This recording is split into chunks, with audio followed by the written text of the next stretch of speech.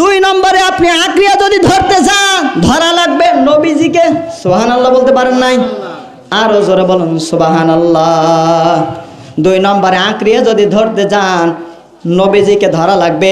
তিন নম্বরে যদি জান্নাতের আশায় যদি কাউকে আঁকড়িয়ে ধরতে চান, ধরা লাগবে আপনার মা আর বাবাকে। সুবহানাল্লাহ বলতে পারেন নাই?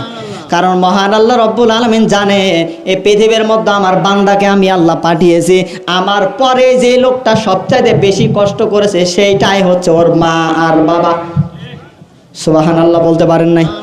এই তিনটা জিনিসকে যদি আপনি আঁকড়িয়ে ধরতে পারেন, আল্লাহ রাব্বুল আলামিন জানিয়েছেন এই বান্দাটাকে আমি আল্লাহ রাব্বুল আলামিন জান্নাত পর্যন্ত পৌঁছিয়ে দেব। সুবহানাল্লাহ বলতে পারেন নাই? আমি আল্লাহ রাব্বুল আলামিন এদেরকে জান্নাত পর্যন্ত পৌঁছিয়ে দেব। আল্লাহ রাব্বুল আলামিন সেই ঘোষণাটাই দিয়ে দিলেন, ওয়া আম্মা মান খাফা মাকাম রাব্বি